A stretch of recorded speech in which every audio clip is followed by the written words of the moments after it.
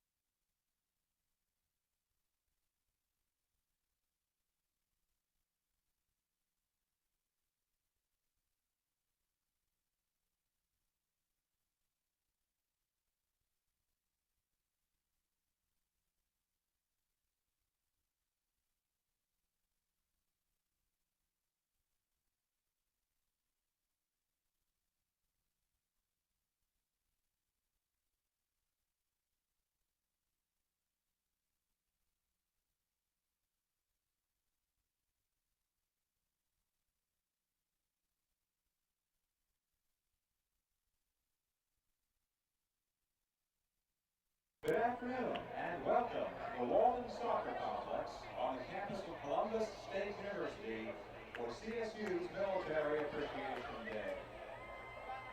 Today's contest features the Pacers of the University of South Carolina, Aiken, and your Lady Cougars of Columbus State University.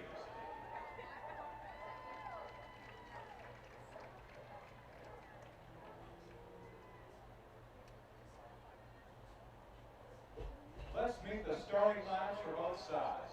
First, visiting USC Aiken Pacers. The goalkeeper, number 33, Nicole Cranny. Number 5, Evan Tylee. Number 6, Akila Ferber. Number 8, Jenna Beauregard. Number 13, Amanda Giordano. Number 15, Megan Smith. Number 16, Casey Rich. Number 20, Tori Caldwell. Number 22, Hazel Kelly. Number 23, Abby Frick. Number 24, Sarah Moore. And now the stars for your Columbus State Lady Cougars. The goalkeeper, number 1, Malin Parsons. Number 6, Shelby Rowling. Number 7, Chelsea Pearson. Number 14, Nicole Corsione. Number 15, Andy Larice. Number 16, Cougar Elversdaughter. Number 17, Cassandra Wade. Number 20, Italia Ramirez. Number 21, Olivia Gerald. Number 26, Taylor Marks. Number 30, Brooke Nail. At this time, fans, we ask you to please rise as the Columbus State University ROTC presents the colors for today's match. We ask that you remain standing until the colors have cleared the pitch.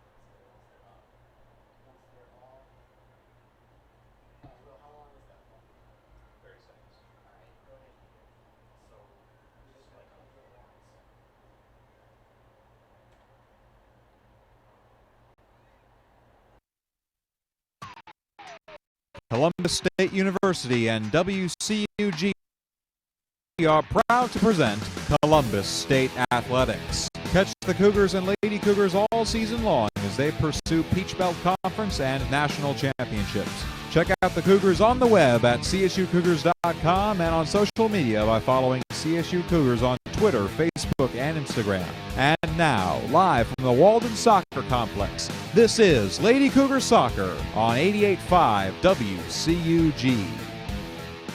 Coming off a dramatic 1-0 overtime victory on Tuesday night at the Walden Soccer Complex, the 21st ranked Columbus State University Lady Cougars hit the pitch again as they bounce back into Peach Belt Conference play on this Saturday afternoon. A good Saturday afternoon to you. Stephen Williams here with you on 88.5 FM WCUG Lumpkin Columbus, and also online live on the video home of Columbus State Athletics, Cougar Sports TV. Stephen Williams joined by my partner Tony Frankovich as we get ready for the Lady Cougars and USC Aiken. Tony, good to have you back, and we get ready for another fine afternoon of soccer. Stephen, good afternoon, everybody. It is a wonderful afternoon for soccer. Hopefully our CSU Cougars will come out on fire. I think this opponent is perfectly tailor-made for after our couple of setbacks we had last week. And I think this is start of a long winning streak, I believe, for us.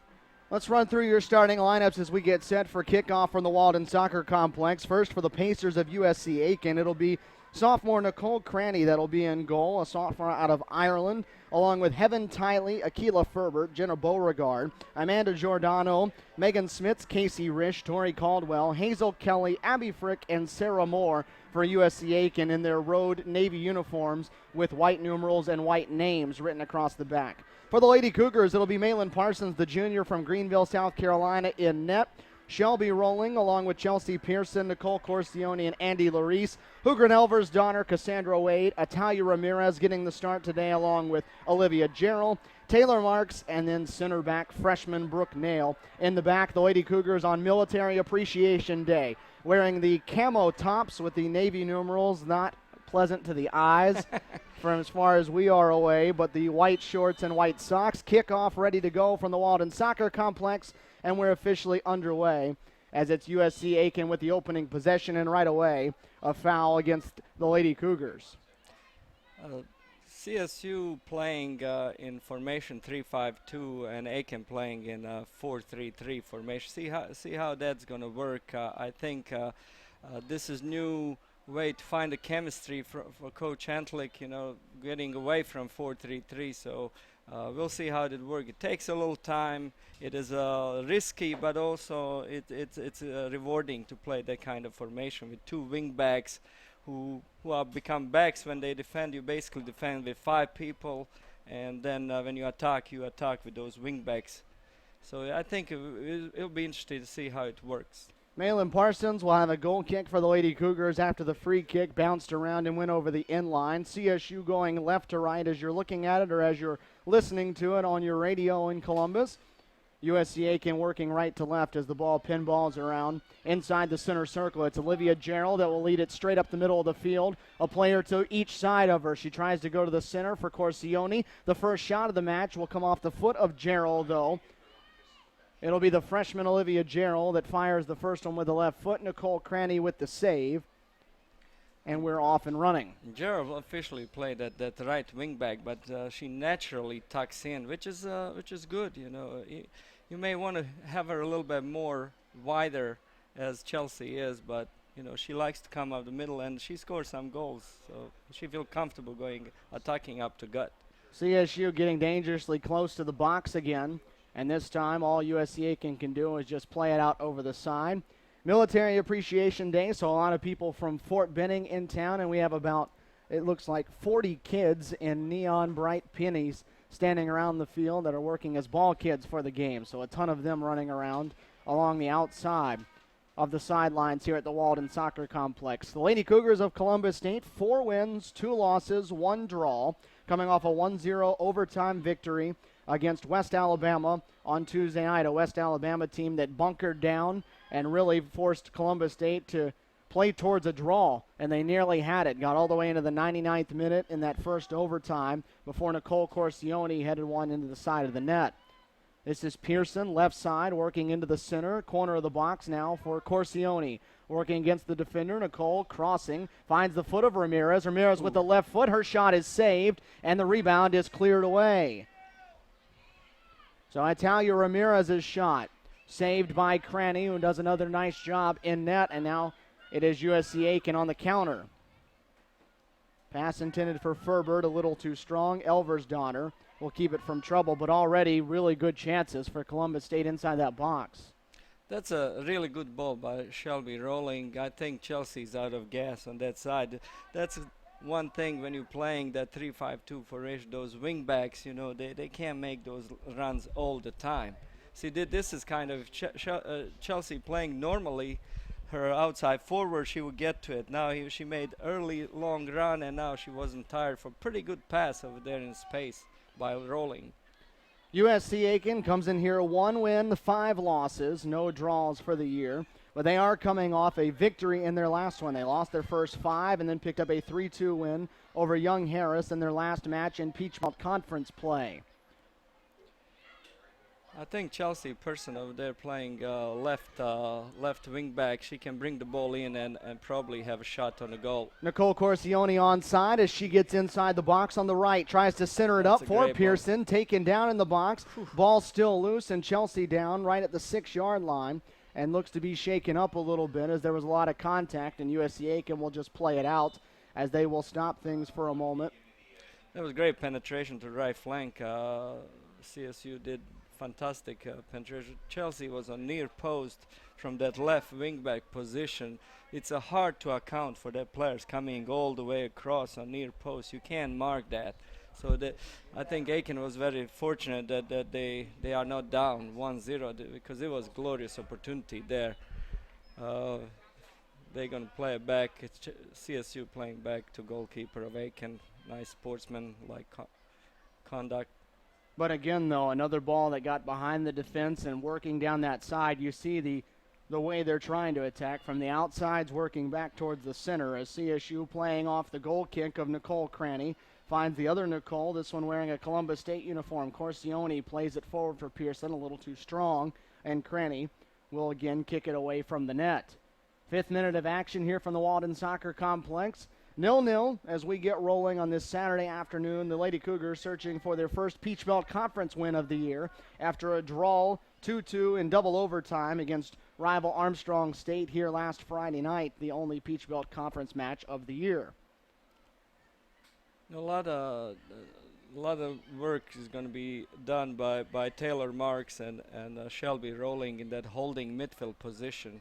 I think those two are just as good as anybody in the country. I mean, especially Shelby Rolling, she can play any position, but in that position, I think that's her true position, and I don't see anybody better in the country than she is.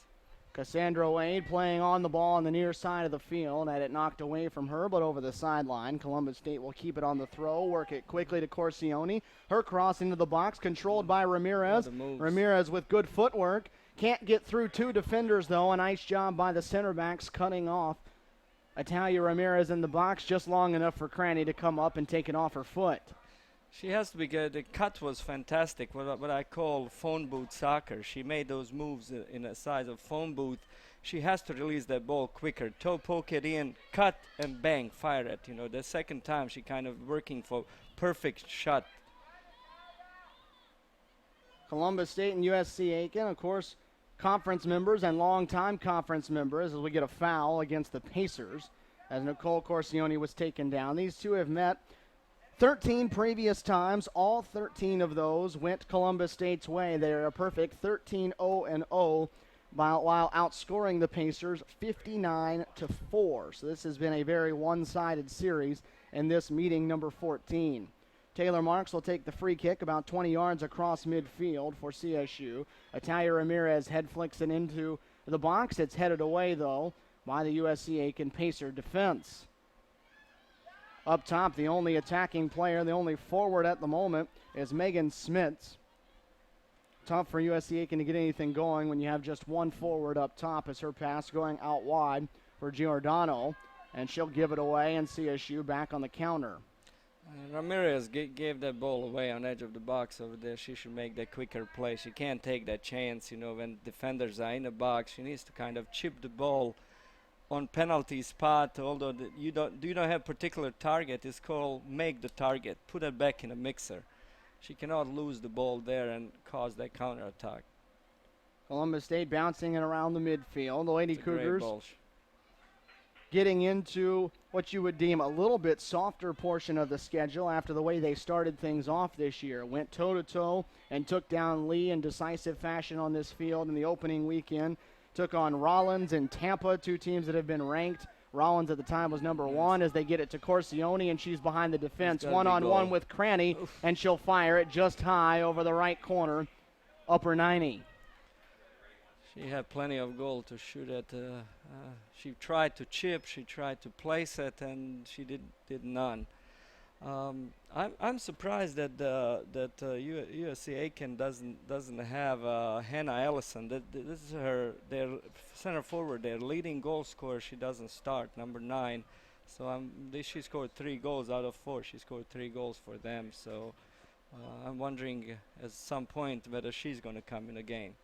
Wade plays it off to the left for Pearson. Pearson finds Corsione, works back to the center for Marks. Marks will play it through to Ramirez. Instead, it'll find Pearson. And the offside flag was thrown up near the top of the 18-yard box, and it will reset it back for the Pacers of USC Aiken. I think this game is perfect game for you can see Columbus State came out flying. They're doing really great intricate passing, tight passing, a lot of good balls. Looks really phenomenal team. Looked like we were number 3 at one time. Looked like number 3 team in the country. And this kind of game, really, you can work on all kind of things, technical things, but also on team chemistry. I think we still don't have that team chemistry as we had it last year. Andy Larice defending for CSU deep in its own end. USC Aiken's attacking third to our left. Its last touch on the part of Hazel Kelly, the senior out of Goose Creek, South Carolina, and CSU gets a throw right in front of the stands on the opposite side. A good Saturday afternoon crowd here at the Walden Soccer Complex, as that's going to go out for a CSU throw again, this time in their attacking third. And Jay Itlick's club trying to work so quickly with it, not allow the Pacers to get set up. Ramirez goes through the legs of the defender, and instead the center back comes over and makes a play on it. Nice job done by Abby Frink to keep that one away. And that pass is to no one, and we'll go over the sideline just underneath us to our right for a USC Aiken throw as we go 10 minutes into this match. 0-0 Columbus State and USC Aiken here from the Walden Soccer Complex. Ramirez making some good moves over there. She having too much of extra touch over there. She should be more simple, making nice cuts. Ball has to go either cross or shoot or pass, one or the other. Ball on the foot at the moment of Tori Caldwell. Caldwell playing to the center for Moore. Moore crossing the field finds Giordano. Giordano, though, trying to throw it forward. Nobody there to connect with, and instead CSU back across midfield and counterattacking. Ramirez in the center, playing it forward for Corsione. A race to get it with the keeper, Cranny, and it's Cranny for USC Aiken that comes out to scoop it up. That's a great touch pass there up to gut. That's the chemistry I'm talking about. They got to be on same, that intuition level that Corsione has to see that ball coming and make that run before she passes, because that was great pass. Another poor pass and a turnover. Finds it on the foot of the Lady Cougars again. Corsione being defended from behind by Frick. Got around her, and then Frick committed the foul. Got beat, slid in, took the foot out of Corsione, and a foul as they'll play it quick. Rolling. Finds Marks. Marks' shot is saved. The rebound for Pearson. Yes. Tucked inside the left post, and it's the Lady Cougars that are on the board first. That's a good shot, quick play, quick thinking. We did quick free kick, shot and rebound. Chelsea came out of nowhere. That's that outside wing back. Nobody really their man doesn't track her all the way. So she got a free lunch there. She scored on it, and I'm happy with this play. It was a good combination, quick heads up play, and they caught him napping. USC Aiken defense was a little bit napping at that time. Chelsea Pearson gets on the board as she's able to put in her second goal of the season. Taylor Marks the assist off the shot deflection. It'll be her second as well. And it's the Lady Cougars that are on the board first, 1-0 here in the 13th minute of action. I'm glad that Taylor saw that play.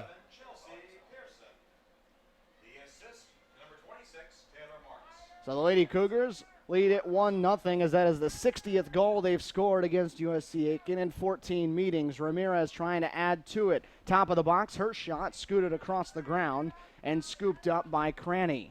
He made again a couple good moves. Looked pretty good at that time. Just need a little more power. Maybe have some more Wheaties before the game. Ramirez receiving that ball, if you noticed. She's center forward listed with Corsioni, but she dropped a little bit like withdrawn forward. She receives the ball in front of defense, in a gap between defense and their midfield. Jarrell, right side for Columbus State, lost it for the moment. Shelby Rowling will go shield off the defender and regain possession. Plays it back to the freshman Jarrell, who is onside, into the box, centers it up, and there's another goal. And it's Cassandra Wade this time that tucks it in. Jarrell getting the pass from Rowling, driving it into the center, and that is just an easy tap-in for Cassandra Wade. This is goal, I would like to say, Barcelona goal. There was tiki-taka passing to the right flank, one-touch passing, easy cross and tap in from 6-yard line by Cassandra Wade, attacking midfield. It is professionally done, Steven. That's a highest level. If you see Real Madrid, Barcelona, that's kind of goal Barcelona score. So Barca goal. This is our little Barca. Barcelonita. That's the second goal of the year for Cassandra Wade. The assist to Olivia Jarrell is her first. And so it is now very quickly 2-0 Columbus State. We seen it coming, didn't we? You know, from first minute, it was just a matter of time. We were all over him from beginning, from get-go. There was chances coming through. That was Hugren, Elver's daughter. She playing as in the center of defense as well. She's I think going to make difference on our defense, which we were a little bit shaky on it in first few games. She's tremendous athlete, and she played sometimes defense in Iceland. So she's big, strong. I think she can help us out there. Columbus State so off and running to a very quick start. 2-0, the Lady Cougars in front. 14th minute of action here from the Walden Soccer Complex. Stephen Williams and Tony Frankovich with you on 88.5 WCUG and also Cougar Sports TV. So Chelsea Pearson with a goal, Cassandra Wade with a goal, and Columbus State, their dominance of this series during their program's history continues here early in this first half, and this was the type of match that the Lady Cougars needed. After as many shots as they've gotten off in the last couple matches that haven't gone in, they get 1-2 here. Jarrell back into the box for CSU, right side, looking to cross. Penalty. It looked like a handball on the slide. Instead, she'll dump it off, try to connect again with Wade, but Wade's shot is blocked. That could have been penalty, but I guess she didn't see it. USC Aiken, just to get a little breath, will clear it to the other end of the field and make Malin Parsons pick it up.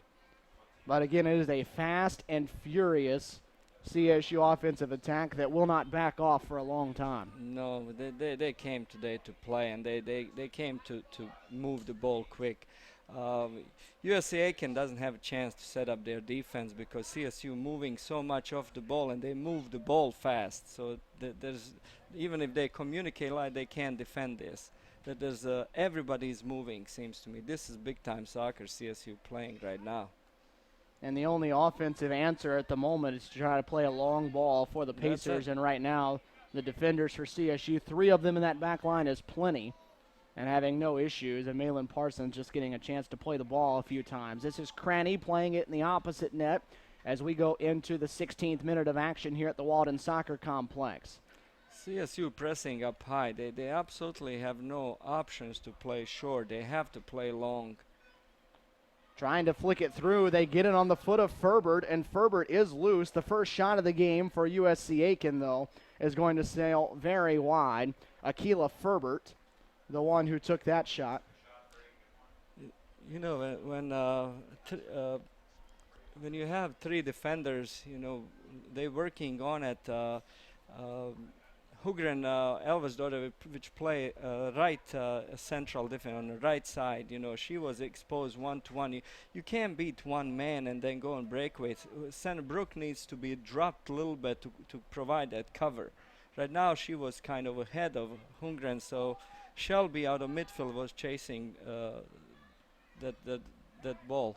Cassandra Wade at the top of the 18 for Columbus State. Flips pass. it through the middle for Gerald. Gerald couldn't get a shot off as defender got a foot in the way before she could. Corsione driving with it, and it'll be a foul against Corsione for the Lady Cougars. And now a player down in the box for Columbus State. Looks like it might be Olivia Gerald that's down there at the center of the box, and they're going to stop the clock. I think it's a hit in the ankles. In that situation, that was fantastic play. A little split pass through the middle and split two defenders. Gerald had a chance. Sometimes you have to slide on that to take that shot. You know, she kind of thought she's all alone and took a time to take a shot. And it was, I think, at the point of she kicking the ball and defender foot came right met at the same time. So I think that I was wondering that shot wasn't taken. I think that the defender had quite a bit of Gerald's foot. It's fair tackle. She touched the ball first, but you know it's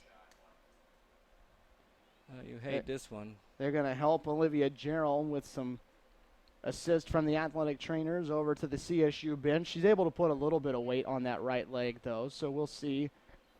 A game like today, though, if it does get out of hand, it's a perfect time to be able to allow some people to rest. I mean, it's been not the road for the weary here for Columbus State, as they just got done playing 5 matches in a 12-game stretch, or 12-day stretch, rather, and now they took about 4 days off and got right back at it. So Jay Entlick has pushed his girls to play and play often early in this season, and so far they've handled it well. This kind of game, I think you need to play or perceive starting lineup as long as you can. You know, you got to get that chemistry back. That's, in my opinion, an earlier game. That's why I said, like, a few times here they don't.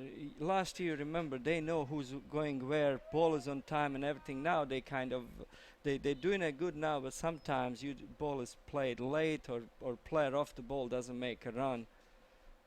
So this kind of game they can definitely fine-tune that aspect of the game. Gerald came off the field. Becca Calder, the senior out of Johns Creek, Georgia, came in. So Jay Entlick will switch his formation back to 4-3-3 now with his 4 defenders in that back line again. This ball gets through that back line for the moment, but Elversdottir there to recover. Plays it out wide, far side of the field. Taylor Marks has it deflected off of Beauregard and winds up in the 5th row across the way. 18th minute of action, 2-0 Columbus State, the 21st ranked team in the country, in front of USC Aiken on this Saturday afternoon at the Walden Soccer Complex. Glad you're with us on Cougar Sports TV, or also 88.5 WCUG locally here in Columbus. Ramirez has it taken away. They get it onto the foot of Ferbert. She'll play it back, and now they'll look to play one over the top. Pass a little bit short by Moore. Brooke Nail leads it the other way. Good through ball looking for Ramirez. Just a little too much on it. Yeah, she overcooked it a little bit, but that idea was a fantastic idea. Diagonal run through that CSU doing almost perfectly everything they're doing right. Shelby rolling heads the goal kick down to Ramirez. Still plus side of the field as it works in the midfield. Marks up to her center forward, Corsione.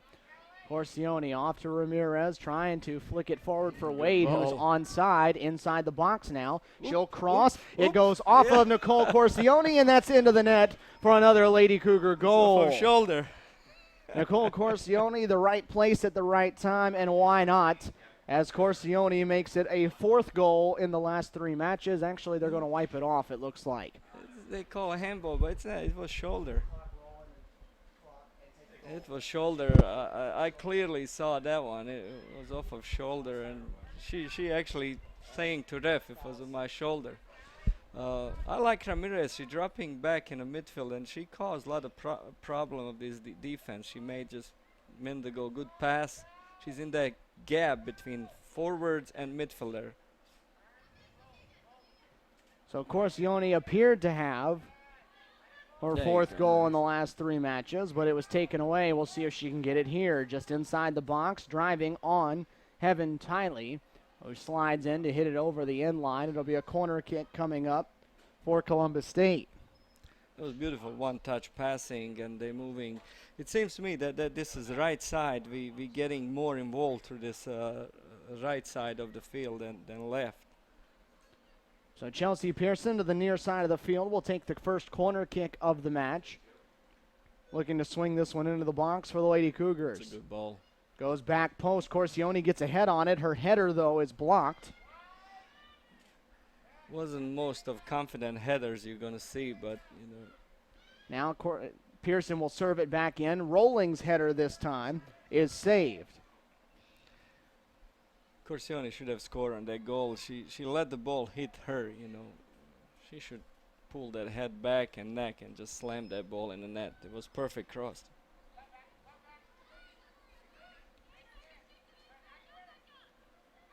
So USC Aiken trying to work back. 20 minutes gone by in this match. Trailing 2-0 are the Pacers of USC Aiken. As they try to get towards the net, they've had only one shot, and that one from Akila Ferbert. Sailed well off to the right, and the offside flag thrown up now against USC Aiken.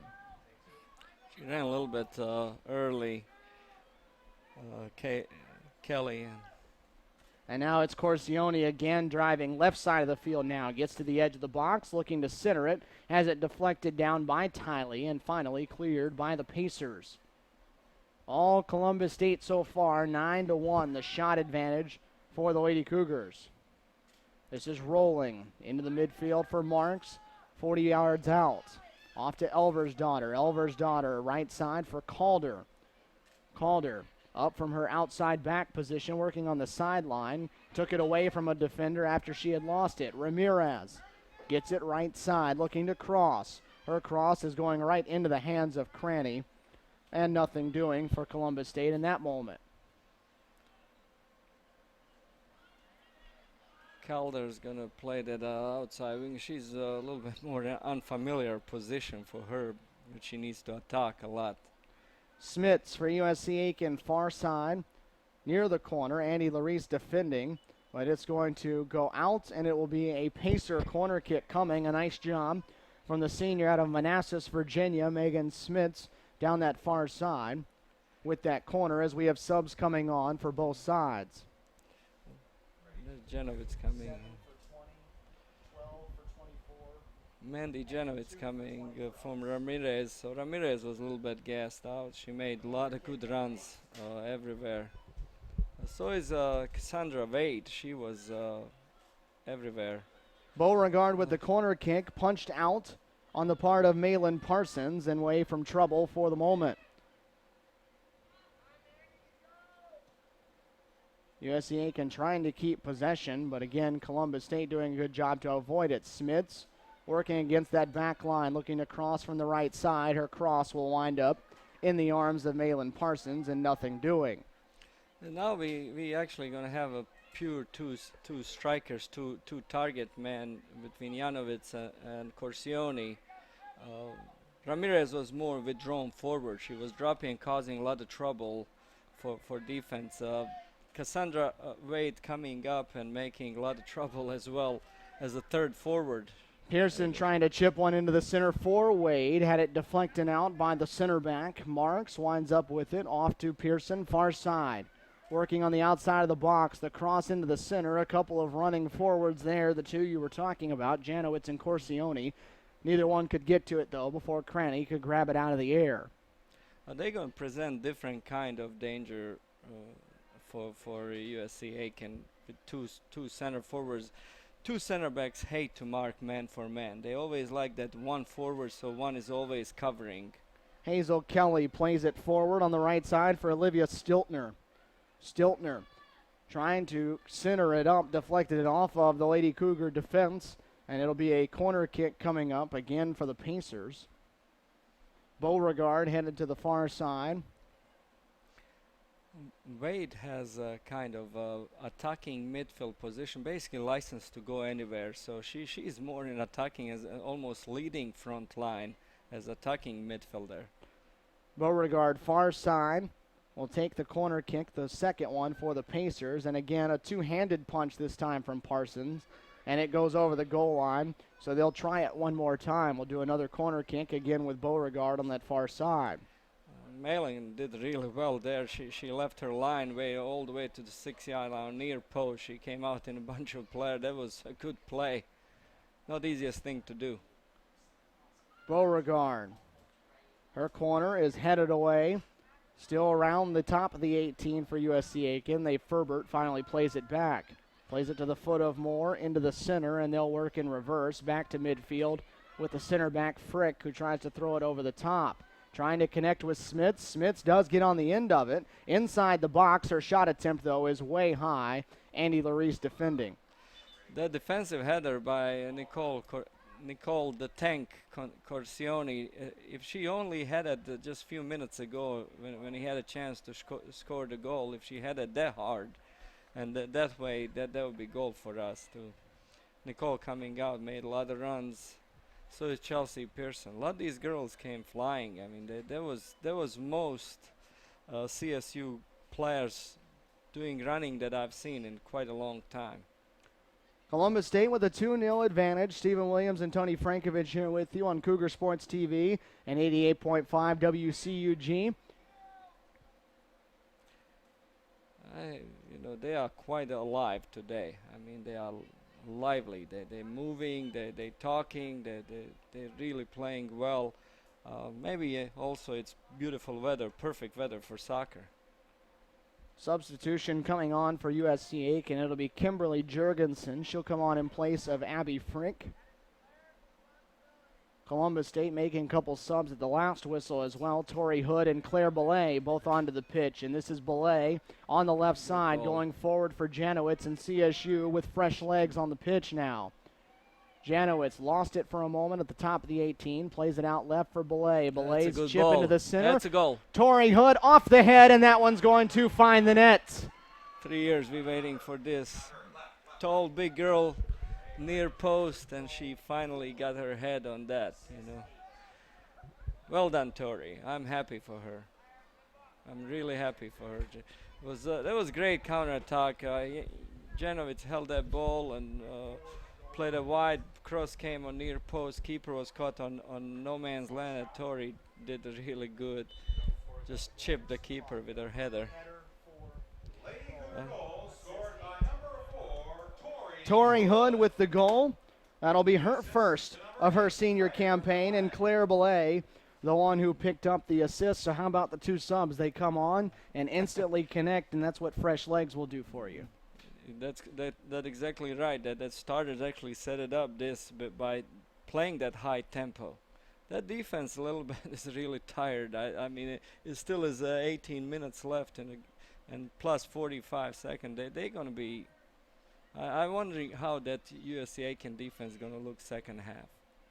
Columbus State looking like a team that had a little bit of a mission about it today. They took 28 shots against West Alabama on Tuesday night.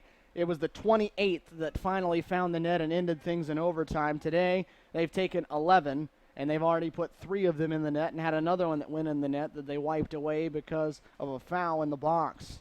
Realistically, we had like 3-4 more really clear-cut chances that should have been goals. So Marks we'll see. Puts it on Wade's foot. Tori Hood again with it in the box. Wade's shot is saved. The rebound for Calder. Her cross is cleared. So Tori Hood's shot saved. CSU still not out of the attacking third yet, though. Cranny with a very good save there. Rolling, trying to get it back to Tori Hood. Finally cleared away from trouble. And now a foul from behind goes against Columbus State and Brooke Nail. Around midfield line, and she was one-on-one. This is professional foul. This is what coaches love. If you can't win a ball clearly, you can make that foul. Slow the counterattack down. So that's exactly what she did. Nicole Cranny adding to her save total already, as she's done a nice job in net despite the fact that CSU's already scored 3 goals. She's made 6 saves already, and some of them have been on very difficult shots like the last one. Tinley hits the deck inside the center circle, working with Wade. And Becca Calder just a step faster right now than everybody. Trying to play it through, played it back, but on the spot was Taylor Simmons. That should be cue for defender. As soon as Rebecca took that ball, first touch, those two forwards, Janovitz and Hood, should just took off down the field. Give her that option, deep pass. They kind of didn't move anywhere. Ferbert to Smits, back to Ferbert. Then they play it to the center for Kelly. Kelly puts it out wide for Beauregard and gets it back. Trying to center it up. Brooke Nail, though, in the right place at the right time to deflect it down.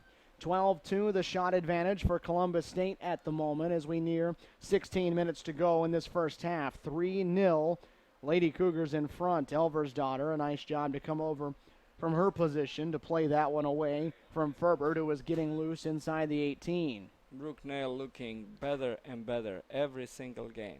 I mean, that girl will be something else. We have Jessica Sauer getting ready to get in, and Steffi Kolwitz. It's one of those that you imagine Jay Enlick will take advantage of the full 90 minutes and use as many people as possible. So those two subs will come in at the next opportunity for Columbus State. But before that, they'll try to go on a counterattack after a turnover on a throw-in. Calder from her right outside back. Hood running out in front of her to the right. Instead, they play center for Janowitz, then trying to get it to Hood, but the touch was a little soft from Janowitz. Calder winds up back with it. This time she will connect with Hood outside the box on the near side of the field. Nice move, Tori. Tori looking to cross with it in the corner, still there, still trying to cross, and finally she'll do so on a corner kick coming up. She cut that ball behind. You know, we know she can do these things. For some reason, she never do it in a game. And finally, I've seen that cut of hers. That made a nice move and got a corner of it. Wondering who's Jessica Sauer. She's coming in. So it'll be Jessica Sauer and Stephanie Kolwitz that will come in for this corner. Taylor Marks sits down. And Wade coming out. Cassandra Wade coming off also as Mandy Janowitz takes this corner. The header by Shelby Rowling goes wide. It was hard for Shelby. She was there, but she has to back up to head that ball in, so she didn't have any power. Maybe, you know, since they're crossing, well, we need to maybe step back a little more and then run into that ball to have some momentum going so you can get good headers of it. This time everybody was going backwards to head the ball, which is a very difficult thing to do. The onslaught has continued. 13 shots now for the Lady Cougars in this first half. They are a group that averages well up over 20 per match, and they're on their way to that number today. Tori Hood chasing this one down on the far sideline, and all Simmons can do is just play it out over the fence in that far side of the field, where one of our handful of ball kids will help retrieve that one and get him back in. He's going to get pizza after the game. Is that on you? On me. Be careful what you promise to him. 13 and change to go in this first half here from the Walden Soccer Complex. Stephen Williams, Tony Frankovich here with you in Columbus, Georgia, where it's an overcast day. As this pass a little bit too far in front of Mandy Janowitz finds Cranny. Overcast day, but the temperature is about right for where you'd like it to be. Not blistering away in the sun today. Ferbert, right at midfield, being defended by Elversdottir. Beat the defender, and Ferbert's still loose. And now it'll be a foul coming up from behind against Columbus State. Shelby Rowling kind of grabbing onto the jersey there as Ferbert was on the loose, and it'll be a Pacer free kick coming with 12:45 to go. Shelby Rowling is so reliable player. Elversdottir got beat over there. Shelby Rowling, second time she came and took care of business, made defensive play. Beauregard will fire this one into the box. It's headed away by Claire Belay. They'll bounce it back, and finally a shot attempt on the part of Amanda Giordano. Sails wide. Giordano, that was pretty ugly shot. I think she just, it wasn't a real shot. She tried to get rid of that ball. You know, she was under the pressure. She just dumped it. Substitutions coming on for USC Aiken. It'll be Emily May that will come on. She will come on in place of Jenna Beauregard. As CSU trying to run this one towards halftime, keeping the clean sheet going. CSU doesn't slowing down at all. I mean, this is just pedal to the metal for CSU today. Tori Hood, center of the There you go. pitch, off to Janowitz. Janowitz wide for Calder, who's been active since she subbed on. She's doing very well, Calder. They play back to Elversdottir.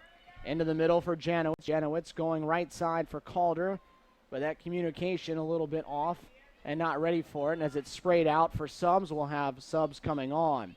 Lauren Sutton will come on for Columbus State in place of Shelby Rolling. And on the opposite side, it'll be Amanda Mazzy that will come on and Caitlin Armstrong. So a couple of players subbing in for the Pacers as Smith sits down and Giordano.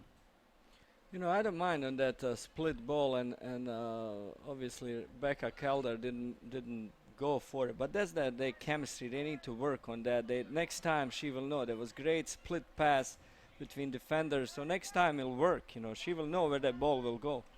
Claire Belay beats the defender one-on-one with the Oh, keeper, what a and goal. Belay's shot with the left foot finds the back of the net, and it's a 4-0 game. Claire Belay stealing that one away from the defender and able to punch it up over the top of Cranny and make it 4-0. How about that little old Claire Belay? She came in and had a wonderful cross assist, and now stole the ball, and it's an own goal, made own goal. So on her own, she made it, making different. Both of these outside wingbacks doing well. Claire Belay with the goal. That'll be her first of the season. A nice little impact she's made. She came on, played the perfect ball to Tori Hood for the assist, and Claire Belay now able to get the goal and make it 4-0 Columbus State with still a little bit over 10 minutes to go in this first half. We'll have a sub coming on, and this will be one that we will talk about for a little bit because this is a change that Jay Entlick has made. And it is Miosha Hatcher, who also has been the backup or starting goalkeeper during her first 3 years. And she now will come in and get a little field play up top for the Lady Cougars. She asked Jay Entlick, said, hey, I'd like to play a little bit in the field. And he said, hey, it's your last year. Let's go ahead and try it. We'll see how it works. And so she subs in and goes right away up top. That's nice, really, from Coach Jay Entlick, to give senior playing time, and we'll see how she's going to do. Sometimes you could be surprised how some of these goalkeepers come and work hard, and I'm sure she has good technical ability to do it. 9 minutes and change to go in this first half. 4-0 Columbus State in front of USC Aiken in a series they've dominated and a match that they've dominated now today. 14-3 out shooting the Pacers, and now we'll see if the Lady Cougars can tack on at least one more before we're done here in this first half, as a foul against USC Aiken goes on Amanda Mazzy up top. On Jessica Sau, she shielded the ball, and that's a veteran play. She got that foul. She made her foul her.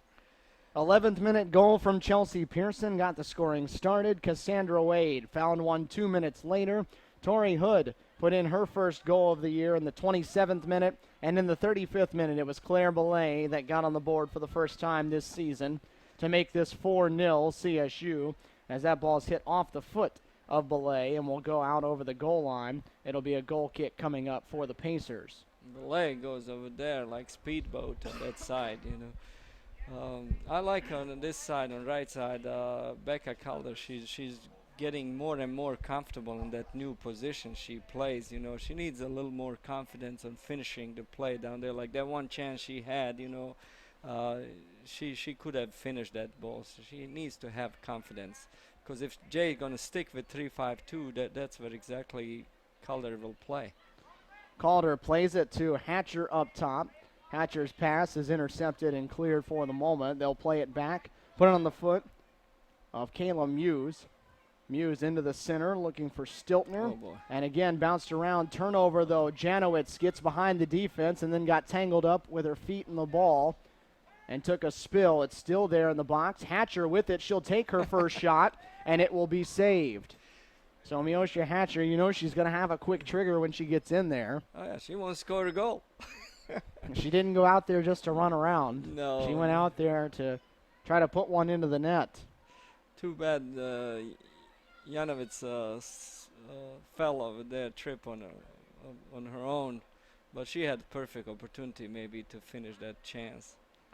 There's been a difference, though. You watch the speed at which Columbus State is making plays and making decisions today as the Lady Cougars commit another foul there across midfield, but the speed and the tempo is up from where it has been. Exactly. Speed of play, speed of thought, speed of execution, it's a lot faster.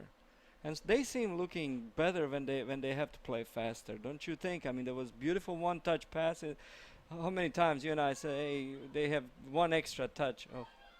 Ferbert's going to get a shot off here for USC Aiken, and it's going to be saved by Malin Parsons. So Ferbert's had a couple of chances down there, but that one a routine save for Parsons as she dropped to the ground. Ferber doesn't have a good left foot, you know. That's you develop that at youth level. Mandy Janowitz gets loose on the backside. Her shot is saved, bounced up into the air. Kolwitz will take a run at it, and another save. Yeah, Stephanie should have volleyed that ball in. She tried to place it in and made it easier for keeper to save that goal. That should have been goal too. Kolwitz right now playing that attacking midfield position. So Cranny continuing to rack up the saves in net. That's 9 of them already for the sophomore from across the pond as we go under 6 to go in this first half. 4-0. 21st ranked Lady Cougars still in front, and now another foul against Columbus State. Becca Calder a little too handsy there trying to defend. You know, Fubert has some good moves, but she's all right foot. You know, every time she go, that was glorious opportunity. She had a minute to go. If she had decent left foot, that would be goal. Here too, she making all kind of move, but ball is constantly touched by her right foot, and it never touches with left, seems to me. Lady Cougars with possession again at midfield. Kolwitz switches field to the left side for Janowitz. It's a little too strong on it, though. Into the box, and Cranny will pick it up. You know, ideas are there. There was several times they're playing these deep passes. I wish they put a little bit more backspin on the ball so it slows down when it hits the ground. They're overcooking it a little bit. They're putting top spin on the ball and goes forward instead of slowing down for our attacking players. But they're looking for each other. I mean, in every opportunity, looking for deep ball, looking for short passes. One-touch passes were magnificent today.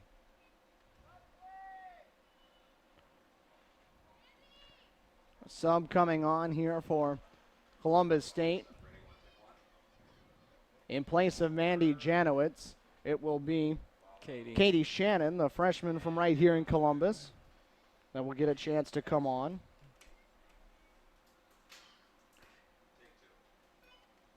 So Shannon will slot in up top. I don't think they ever imagined that Shannon and Hatcher would be your two forwards attacking up top of a 3-5-2 when this season started. Ball played in the center. Sutton keeps the clearance in play for Columbus State. Plays it back for Elversdottir. Elversdottir trying to get it through. Had it deflected, and it's a turnover. Stiltner drops it off for Emily May. Working right side. Has Kelly out in front of her. Off to her right. Instead comes left with it. Back to Stiltner. Stiltner into the center. Trying to find Mazzy. But it was Elversdottir that found it first. Kelly gets the deflection. Plays it back. And they'll reset this time with Caitlin Armstrong deep right. May being defended by Sauer, finds Kelly. Good possession here from the Pacers, and that ball just thrown towards the net by waste. May. Finally just gave it up with 3:10 to go.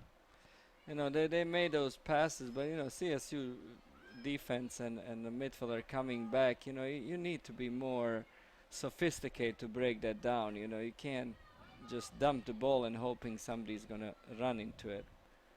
Columbus State with a 4-0 lead as we approach the halftime break here at the Walden Soccer Complex. Into the center, Brooke Nail able to keep it away from Ferbert as USC Aiken was trying to find a late attacking chance here. Sutton lost her awareness a little bit in the middle of the field and had it taken away. There's something about Sutton. She could be a good player. You know, she seems to me very intelligent. She just have to speed up her decision making on that midfield. She gotta release the ball sooner. Malin Parsons will come out to play a pass that's again too strong into the center. And with 2:15 and counting in this first half, she'll punt it away towards midfield. Oof. Katie Shannon a little bit pushing it back.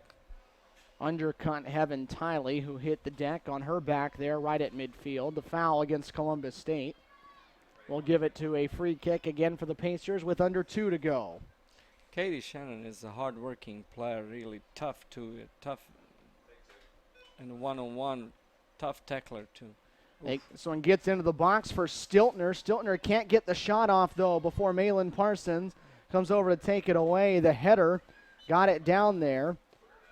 And it's going to be a throw-in coming up, it looks like, for USC Aiken on the near side. That one dangerous, but Malin Parsons got out just in time. We were sleeping in that situation, just like they did on that one goal we scored. Malin came on time. Just about when the USC player about to pull the trigger, she came right on the ball. She saved the goal there. There's Katie Shannon now taking ball to the right flank. See, can she do something with it? Shannon right side working against the defender Kayla Muse, and Muse will hit it out. It'll be a corner kick coming up, a sub coming on before the corner kick though. It'll be Sarah Urbano that will come on in place of Lauren Sutton. And then a corner kick coming up with 45 seconds to go in this first half. It'll be Stephanie Kolwitz that will take the corner for CSU. Stephanie can whip those balls in, you know, that they, let's see, can we attack that ball this time instead of wait that ball drops on it. That's a good ball. Let's see it. 30 seconds to go. It gets into the box. It's headed in the opposite direction by the Pacers. The clearance finds Andy Larice trying to center it back through. It's deflected, and with 20 seconds to go now, USC Aiken will look for one last gasp here in the first half. Long ball looking to get to Stiltner. Brooke Nails slowed it for the moment as we get down to 10 seconds. The countdown will begin, and it should be the Lady Cougars taking a 4-0 lead, although Miosha Hatcher trying to get on the end of it. Can they get it in time? Hatcher going for it. The shot is not going to count, though. The horn went off. Yeah. And they're going to wave the shot off. Miosha Hatcher with a big smile on her face. Thought she had it. Half a second late. But about 2 seconds or so behind the clock. And it is a 4-0 score here at the halftime break. That's a bad that she didn't get that goal. I was looking at the time and looking ball going in, and it was turning zeros. That's a shame. I wish she worked hard. She deserved that goal. But anyway, it's been comprehensive half for CSU. This is the best we look. Well, opponent wasn't as high as the one that we played previously, but we playing well nonetheless. A lot of one-touch passing. I like what I see today from CSU. I mean, this is going to pay off in long terms. It was quite a first half for the Lady Cougars as we hit the halftime break here. 4-0 the score. Columbus State able to get their scoring going early and often. It was the 12th minute when they finally were able to break through. Chelsea Pearson after a rebound. Taylor Marks took the big shot. Cranny knocked it down, but Chelsea Pearson had an easy one to come in and finish after that. Chelsea Pearson able to get her second goal of the season. Then it was Cassandra Wade on a very strong play by Olivia Gerald, driving down that right flank, working it back towards the center, and really all Cassandra had to do was stick a foot out and just tap it in. I think that's a goal I could get. Yeah, but it was a perfectly set up. To get to that point, that setup was, professionally done. That's like a la Barcelona passing, one-touch passing. It was a beautiful goal. One of the most beautiful goals CSU scored. Team goal. Tapped in by Cassandra Wade. It was her second goal of the year. Then we moved forward into the 27th minute. It was two subs that had just come in about a minute prior. Claire Belay and Tori Hood that connected. Belay playing a perfect pass up over the top, and Tori Hood getting her head on it, able to just pop it right over the keeper. Went up there to get it. Big girl went to get it, and she got it. And then just a few minutes later, 35th minute of action, it was Claire Belay who just took it away from a defender in the back line. And one of the things I know you like, didn't dribble very much, maybe 2 touches with it, and then just let it blast and beat the keeper for her first goal. Soccer is simple, and simple is beautiful. You know, it doesn't need to dribble 15 guys. That's art, you know. But for coaches, one touch finishing, that's it. You know, that's what we're looking for. For Columbus State, we got a chance to start talking about it a little bit, but we can talk on it and elaborate now. It was such a tough start to the season as far as the oppositions went, whether it was Lee, and then on the road at Tampa, on the road at Rollins, who was number 1 in the country. Then Armstrong came in here, and then it was a good West Alabama team that came in. They kind of hit a pocket here where the schedule gets a little bit lighter. They get a chance to really work some things out. USC Aiken, Georgia College, who has been playing good soccer, is where they're headed on Wednesday for a midweek match. But then they get Young Harris back in here, and then at Georgia Southwestern, a chance to really kind of figure out some things in this middle stretch before the home stretch to finish things off. This is perfect. You know, you started hard, you know, and now you can actually do stuff that you couldn't do in previous games. And that can reflect that confidence of doing it. Some people will start slow, but then you run into big team who doesn't give you time on a ball, and you don't look too sharp, you know. But they didn't have much time on the ball previous game. Now they do, and they look really fast. Look like a race between Ferrari and school bus today. And right now what they're trying to do is create that habit of where that quick decision becomes a quick decision you can make when someone's on the ball. Make it when there's no one there. Train your brain to look for it and to know to do it. And then when it does come time, when you're pressured, you can make that happen. This is much better than we seen him early. I mean, the team chemistry, you know, it still is a little bit off, you know, but what I see, movement off the ball, and they're looking for each other, and that's going to pay off later on in a big games too. And I know something that Jay Entlich's going to like is that it didn't have to be Nicole Corsione today. You look at the last 2 matches they played against Armstrong and against West Alabama, it was all or nothing for them with Nicole. She scored all 3 goals during those 2 matches, and he kind of joked a little bit today when we were talking before. He said, well, let's see if anybody other than Nicole can score, and he gets 4 goals, not from Nicole Corsione, and you know that will make him feel good because he knows he has a ton of talented forwards. It's just been a matter of trying to get them to find the back of the net. Listen, I'll take all these goals. You know, obviously, you know that Nicole Corsione is there for you, will be there for you in big game. She's a big game player, and she will be there, you know. But maybe in big game, Nicole Corsione will score the goal, but maybe you're gonna need one of these other players, Ramirez or Janovic or whatever, Gerald, to come in big game again. Rollins, if you play, or against North Georgia, you know, you may need. They know who Nicole Corsione. They're gonna mark her tight time. No, somebody else needs to step out. Hopefully, one of these bunch will be that second go-to guy. If this score should hold, as you would expect over the final 45 minutes, this will be career win at Columbus State number 187 for Jay Entlich. So Wow. the countdown is on. It is at 14 right now. Should be 13 before the day is over with, before he reaches 200 in his career. He has 200 as a collegiate coach, but 200 at Columbus State. And you're talking about a program that is not very old, and the fact that he's about to hit win number 200 for him and for the program. This is one of the most successful Division II programs in the country. I mean, in terms of wins and losses, you know, there's maybe few schools that are in that level, but we are definitely top 5, 6 since Jay Entlich started program here. The only thing missing is the bulk, because they've only been a program for this now year number 12 of Lady Cougar soccer. But you look at what Percentage of victory. Yeah, you look at what they've accomplished, and then the high expectations. They were so high coming into this year. Preseason, number 5, got up to number 3 after that opening weekend. You know, some people will look at it and say, well, what's gone wrong? 2 losses and a draw already. I think he's looking at it and saying, we're fine. I like the fact that we got a little bit humbled early on, because it's a group that a lot of these players played last year on that team that didn't take a loss until the very end.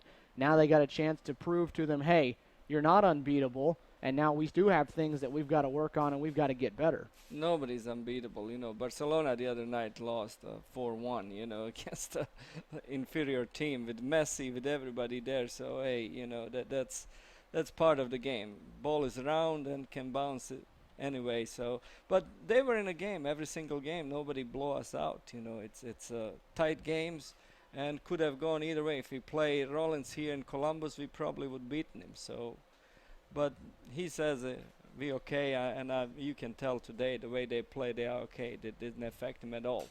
Quick update on where things are across the Columbus State University Athletic Board. It's a busy day across the board as you have the Lady Cougar volleyball team on the road. They are in Meisenheimer, North Carolina. They are at Pfeiffer University today. They'll play in a tri-match against Belmont Abbey, which, if it will start on time, is scheduled to start right now at 2 o'clock for the opening serve there at Pfeiffer. And then the Lady Cougars will take on the host Pfeiffer University Falcons for a first serve scheduled at 4 o'clock. They only have 3 more matches before they get back home for the very first time this season. They're back at home Friday night inside the Lumpkin Center on the Columbus State University campus. It'll be your first chance to see the Lady Cougars. Cougar Sports TV will have it. 88.5 FM WCUG will have it for you. And so we're looking forward to having those ladies back here in our building for the first time after they had played the opening 13 matches on the road. Can you imagine doing that? 13 matches to start your season on the road. That will make you a little bit weary. It would, you get homesick, you want to have friendly crowd, I remember when we play like 3 in a row, when I played away, it happens, and you kind of get tired of it, when I played for Tampa Bay and we went and had like 6 in a row indoor soccer, it was awful. You're going to Chicago, Cleveland, and you come back home after 10 days and like you're born again. And you just want a crowd that's actually going to cheer for you at some point. You're tired of hearing them cheer for the opposition. Also, sleeping in your own bed, it's a huge thing. It's being around friends and everything. It's a huge to prepare for a game. Sometimes it's good when you play away games and you concentrate. You don't spend with family. No disruption, and so you focus on a game. But being 13 in a row, that's it's tough. That's They will come back home and play for the first time inside the Lumpkin Center next Friday night, 7 o'clock first serve as Lander will be in town, USC Aiken in town. Volleyball-wise, next Saturday, so a week from today, the Lady Pacers volleyball squad will be in town. It'll be a double-dip day for us as that will be the next Lady Cougar home soccer match. Young Harris will be the ones that will come calling. A week from today, another 1 o'clock kick here from the Walden Soccer Complex. And so we'll get everything kicked off next weekend in what should be a big week of action. The only other action today in Cougar Athletics belongs to the women's golf program. That group of Lady Cougars is over in Hilton Head, South Carolina, where I would imagine the weather's probably a lot nicer than it is here right now, as they're over there near the ocean. But they're playing in the Lander Lady Bearcat Invitational. But I don't have a whole lot of complaints about the weather in here today. No, that's what I was about to tell you. In soccer terms, it's perfect weather. I wouldn't complain about. But in your opinion, Steven, what do you think? You watching some of these other games. We don't know how North Georgia, they apparently winning good, and I didn't see this game against Armstrong. How Armstrong looked to you. Armstrong looked similar to Armstrong teams of old. They're just a little bit physically smaller. The teams that used to be really good when they were number 1 in the country back in 2012, they were huge. Yeah. 5'9", 5'10", 5'11" across that back line, and then they had big forwards that really caused issues, especially on balls up in the air, and they were really good at bodying you off the ball and just physically being imposing. They're not quite as big anymore, much more the size that Columbus State has, and I thought that those two teams matched up pretty well. There were a couple of breakdowns. There was one goal that was really strong that Armstrong made. Girl took a shot, absolutely blasted in the top right upper 90. It was an impressive goal and nothing that you can do about it. Second one was a little bit weaker. TSU got out of position a little bit. Ball just kind of chipped over the top and lightly fell in, but they did a nice job, CSU, that night. It was the best I'd seen them on set pieces in a long time. Okay. Both of the goals came off set pieces, one off a free kick, one off a corner kick, and Nicole Corsione was a single-handed wrecking machine that night. It was fun to watch because we were sitting here up here in the press box, and the Armstrong staff was sitting below, and every time there was a set piece of some sort, 7, 8, 9 different people on the bench yelled, someone's got to find 14, someone mark 14, and it usually didn't matter. Nicole, whether there was one or two marking her, usually got her head on just about every set piece that happened and really actually had a chance to end the match in double overtime and just hit a set piece corner kick attempt just over the net. But she was rolling in the box and was doing really well, and there really wasn't an answer for her on that night. She's proactive player, and she has good intuition for the game. So she understands stuff, and she moves and always end up with the ball. So she is a special player for us. It will be down there. So you would think probably Armstrong, us, North Georgia. I think early favorites, for Peach Belt Conference. You look at the upcoming schedule for the Lady Cougars. They'll go to Milledgeville on September 30th. That will be coming up on Wednesday night. They'll take on a Georgia College team. Hope Clark has them playing pretty good soccer so far. I see they have good results. So, but that might be tricky. I think they have a little bit, like North Georgia, a little bit CSU syndrome, So. They had some pretty good teams. They could beat us, but for some reason, we always end up beating them in the big games. Georgia College is where they're headed to round out the month of September. That will be on Wednesday, and then we'll come back here a week from today. Young Harris in town, a Young Harris team that took a loss against USC Aiken 3-2 in the most recent match. Then it'll be Georgia Southwestern in Americus where they'll go. Then Emmanuel. It'll be the first time those two programs have hooked up. Emmanuel, a new Division II program that's in provisional status from Franklin Springs, Georgia, I believe, is where they are. They will come into town for the first meeting. That will be on Thursday, October 8th. And then they will go to Flagler before they hit that really tough stretch right there in the middle, a 3-game stretch at Clayton State, who is out for a ton of revenge after how things sorted out with their season last year. Then you'll have North Georgia for the big one coming in here on October 21st, and then it will be at Lander on the 24th to finish that off. They'll play a team that CSU has had some problems with at times. Montevallo could be a tricky game too. So, but those 3 games are definitely gonna make or break season for us, and I'm glad they're coming toward the end of the season. I think we're gonna be a lot better team by then. I believe so. I'm really I can't wait this game against North Georgia in October 21st. That I think, in my opinion, those are 2 the best team in a conference. As I said, I didn't see Armstrong, but those top 3 teams play out. But I think that's going to be championship game, regular season champions. Second half of action ready to go here from the Walden Soccer Complex. It'll be a different look for the Lady Cougars on the field as they'll go right to left as you're looking at it. It'll be a new goalkeeper, and we'll start there for the Lady Cougars. In back, it'll be Paige Betzel, a freshman out of Fayetteville, Georgia, that will get some action for the very first time this season in net. Andy Larice in the back line, along with Lindsay Law, who's in for the first time today. Brooke Nail out there. And then you have a new player playing right outside back for the Lady Cougars. It'll be Madeline Moosey, a freshman out of Johns Creek, Georgia, that will see her first action as USC Aiken's going to get a corner kick coming up right here early in this contest. Yeah. Aiken started pretty fast right now, so, they have nothing to lose, so they're going to come out strong.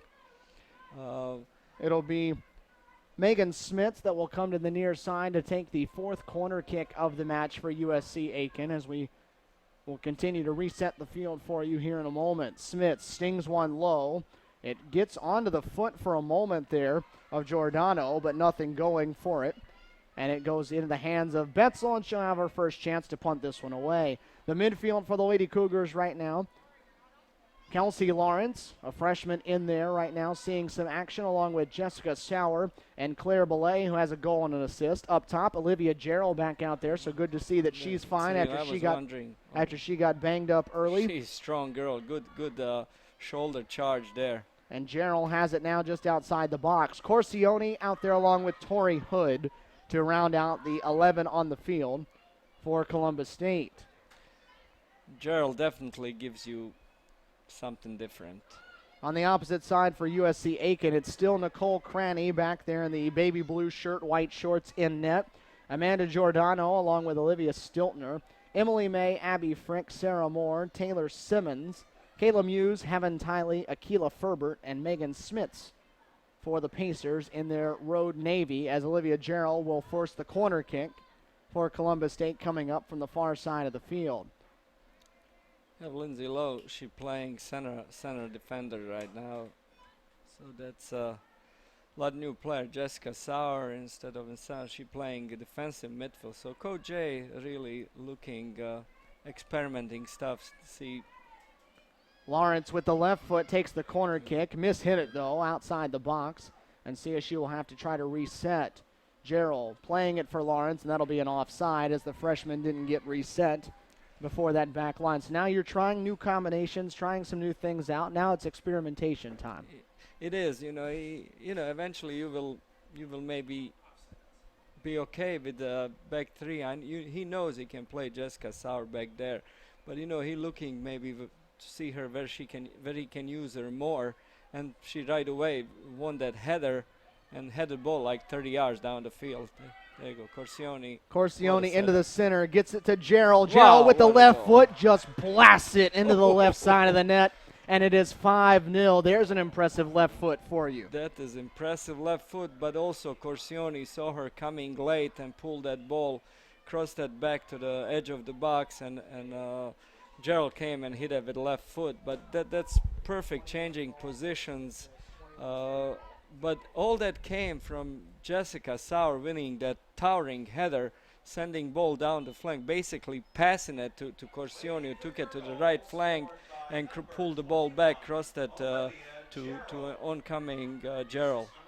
And just an absolute blast with that left foot. USC Aiken trying to counter and answer with one. Stiltner inside the box, Musi defending her. The cross, a little too strong for Emily May, will sail to the near side, near the sideline, where May will retrieve it with Larice hounding her. The crossing attempt on the part of Sarah Moore, hit off of Lindsay Law and went over the sideline for a USC Aiken throw. But 5-0 to score now, with still 41 minutes and change to go in this match. 5-0 now matches the score. The last time these two met, that was in the Peach Belt Conference quarterfinals on this pitch, just under a year ago. Gerald definitely give you something else, what I mean, something special. I mean, she can score the goal. She's a very dangerous player, very intelligent player. She playing like senior, experienced player, like veteran player. I mean, for freshman, she looks really good. Both her and Brooke. There's a chance now. Tori tried to squeeze that ball to Gerald. Yeah. Tori Hood just outside the 18, touches it to herself. Corsione left side now, top of the 18, into the center. Finds Gerald, but it's going to be an offside call as the flag was put up. That's fantastic chip pass by Corsione. She pulled the ball back, made nice move on defender, and she looked for Gerald, and she chipped the ball. It was maybe for inches. She was offside. But those two got something going on. I mean, they're looking for each other, and I think that they look just as good as anybody in the country. I mean, I'm really excited about Gerald, what she can bring to this team, what she's going to be. Giordano plays it forward for Smits on the right flank. Andy Larice, though, won the battle to the 50-50 ball, clears it to Belay. Belay to Hood, and Hood is crashed into from behind by Giordano. And it'll be a foul on USC Aiken, the fourth of the match for the Pacers. Tori Hood seems to me more comfortable on the ball than last year. She looking, she cutting back, and he tried to dump that ball. Lawrence can't get to that one as it's bumped down the near side of the field, the left side for the Lady Cougars. So it'll be a USC Aiken throw, but there is a comfort level that comes with being familiar with your teammates, being familiar with the style, being familiar with the offense, and it's also a credit to the hard work that you have to put in for 4 years to get to that level. She's playing a lot better than I ever seen her before. She's really comfortable. Is not afraid to do things. Gerald drops it off for Muzi coming up from the outside back. Right side, the cross towards the net, though, will hit over the goal line and outside of the net. But the right thought, and you're getting a chance now to see some of these freshmen have an opportunity to get those chances. This is a glorious opportunity for them to get playing time next 2-3 games to impress Coach Jay, you know, for bigger games later on. In one situation, did this earlier when Andy Larice played that long ball, I thought she could control that ball and try to play it out the back. You know, that's stuff that you can work on. Another turnover. It winds up with Gerald now. 30 yards out. Gerald beats the defender, stops at the top of the 18, trying to play it to Corsione, her tag team partner up top, and had it intercepted and cleared. CSU keeping possession, though. The possession stats well in Columbus State's favor at the moment. Gerald got through a couple of defenders and a little too strong as she hits the turf. That was contact touch there, you know. She did. If she made it more theatrical, she fell down, it would be penalty kick. I bet my life if that's 1-2-0, that would be penalty kick. That's what I was going to say. Contact there. At 1-0 or 1-1, but not at 5-0 unless it's egregious. Corsione trying to get to Gerald one-on-one with the keeper, but Cranny comes out to slide in before Olivia can get on the end of it. 5-0 the score as we continue to work here at the Walden Soccer Complex. 37 minutes still to play in this second half. The Lady Cougars have been dominant so far today. A little to say dominant. I mean, they've been completely in charge of this game.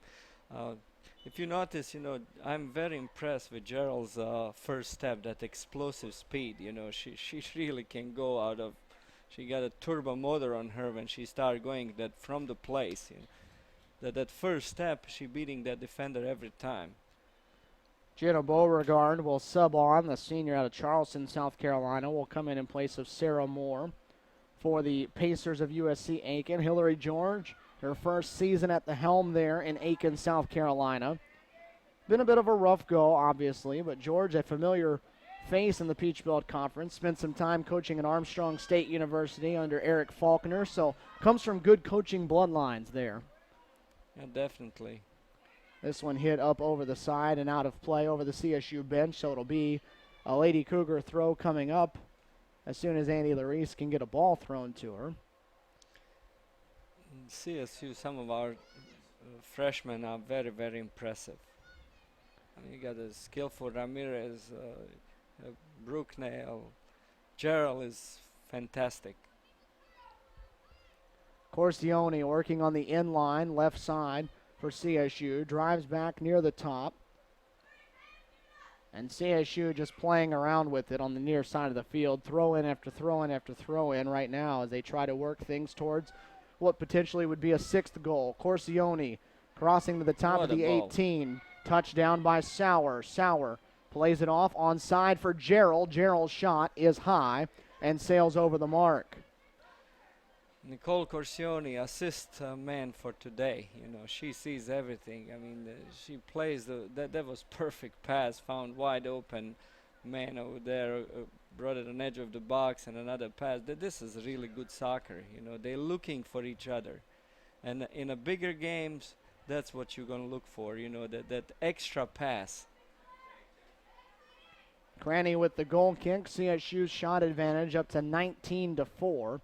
As the Lady Cougars pretty much doing whatever they'd like to do right now. That one coming right over our heads here in the press box. I wish Andy throw that ball back. You know, it seems to be you throwing that ball to 50-50 ball to our players running full speed. Tori Hood, she could play way back to Law. Law is wide open. We can all three center backs are open. See, we're wasting ball there. They should play it back where we have open, man. It'll be another CSU throw coming up right in front of Jay Entlick and his staff. Jay Entlick, Nick Zimmerman, the assistant coach, along with Sarah Sierra, the graduate assistant, Caitlin Longino, and Andrew Luer, the student assistants over there. What a great group that bunch is. Really does a great job in just about everything that they do and have this team absolutely rolling along on this Saturday afternoon. Stephen Williams, Tony Frankovich with you at the Walden Soccer Complex in Columbus, Georgia.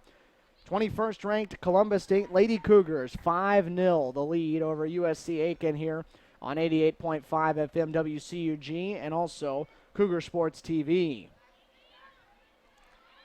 I wish Claire Belay goes back to left flank. When she was playing left wing back, she was really, really effective there. A foul goes against USC Aiken as Andy Larice took a spill. Lindsay Law set to take this free kick from just across midfield on the Columbus State side. Law plays it right into the center, top of the 18, headed away. Jessica Sauer runs it down in the midfield, tries to leave it forward for Gerald, just too strong with it.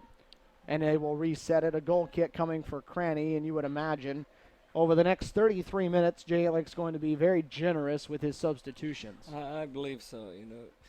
He already started generous in second half. He didn't really started his starting lineup, so he put a bunch of new players.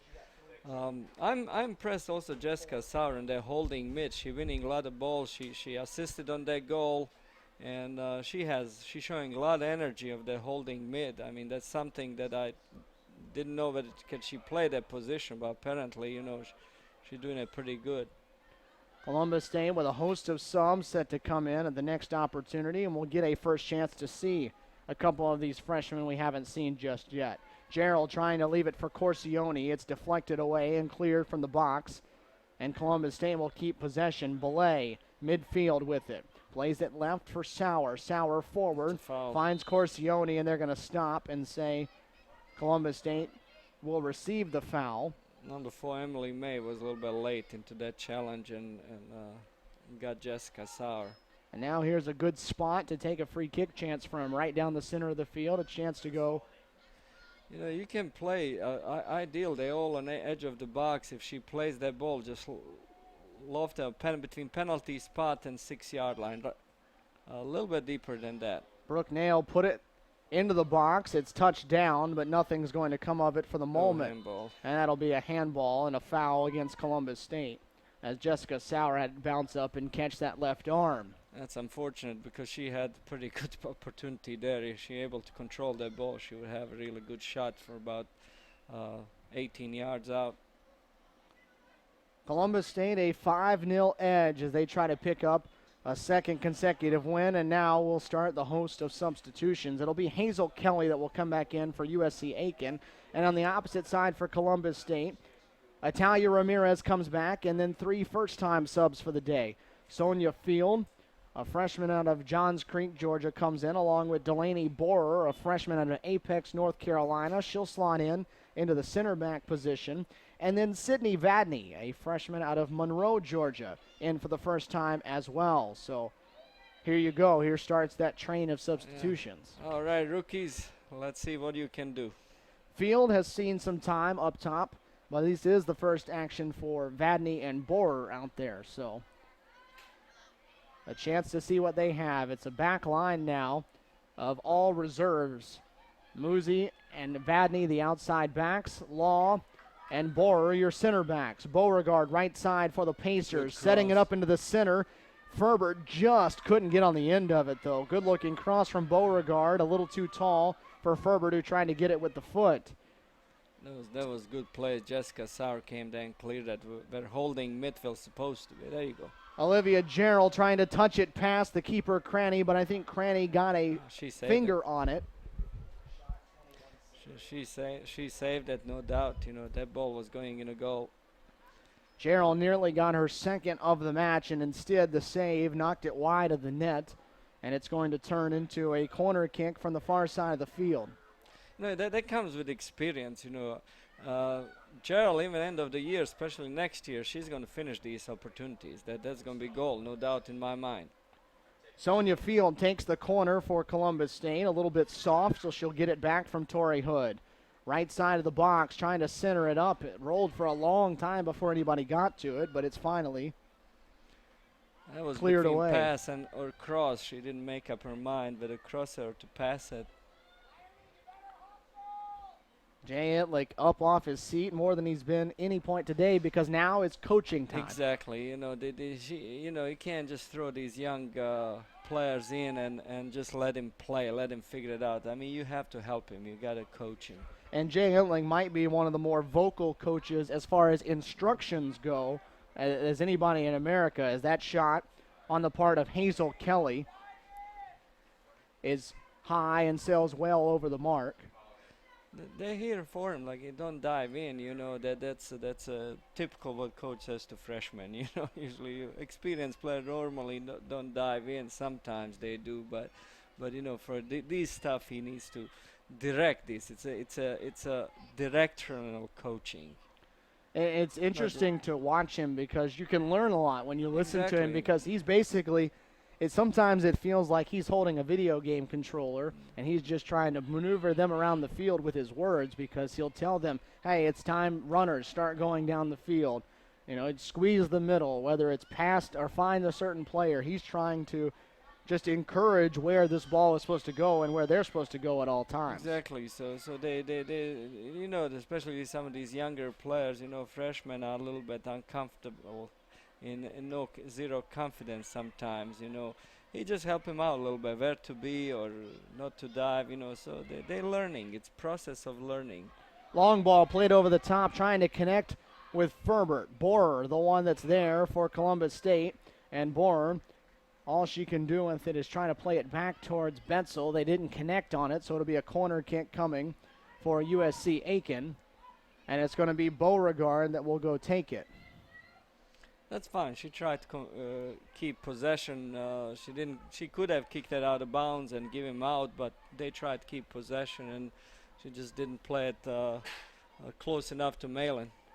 So Beauregard will take the corner kick from the near side of the field.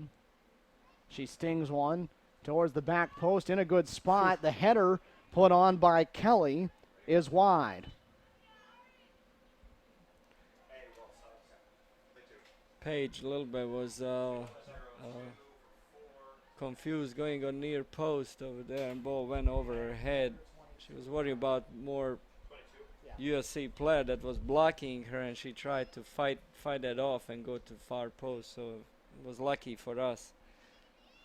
26 and a half minutes to go from the Walden Soccer Complex. Miosha Hatcher and Mandy Janowitz back into the game for Columbus State as Jarrell and Hood came off. So again, we have Miosha up top as she nearly had her first career goal in the first half as the clock was ticking down. Another corner kick coming up here for USC Aiken. The clock was ticking down in those final seconds of that first half, and Miosha on the slide was able to get one into the net, but about 2 seconds too late from keeping her off the scoreboard. Yeah, I wish that goal counted.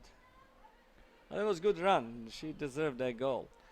It's apparently, you know, she makes a little bit difference. You know, it's not just nice gesture by Coach Jay. Actually, she earned it. Beauregard's corner kick, and now we're going to get a foul against USC Aiken as Betzel was trying to go grab that one out of the air. And USC Aiken a little over-aggressive in the box. Our head referee, David Mock, blowing the whistle on that. Keith Southwell and Chip Bowles, the two that are patrolling the sidelines. 5-0 to score, a little over 25 minutes to go. Vadney trying to connect with Hatcher. The touch a little strong off of her chest. Well, she hustled and she tried to chase that ball down as well, pressuring ball right away. Musi, right side, plays it for Field.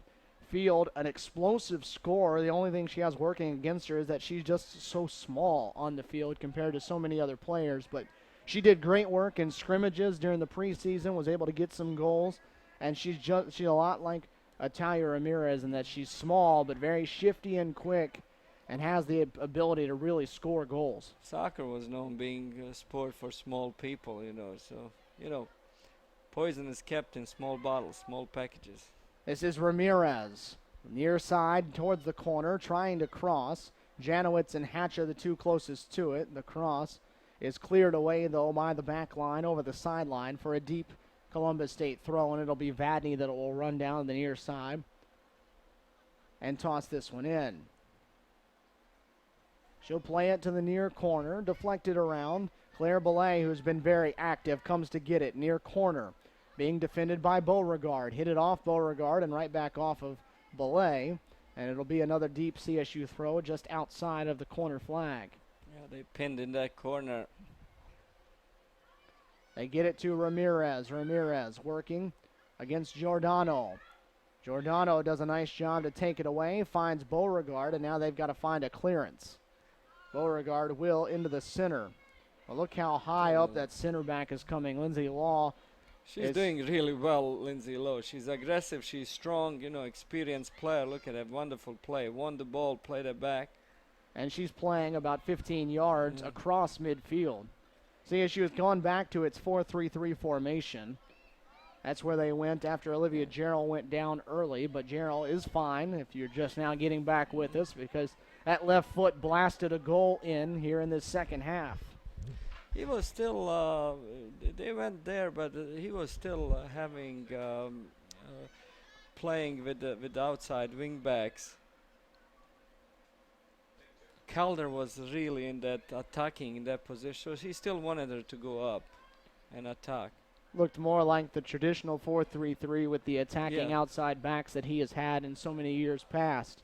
This is Janowitz, right side of the box, plays it back. Sauer looking to cross. Hatcher was the intended target, but a defender got in the way and headed it from trouble as Kelly now has it on the counter at midfield, trying to connect with Ferbert, the only forward there, but Ferbert just looks out of steam at the moment.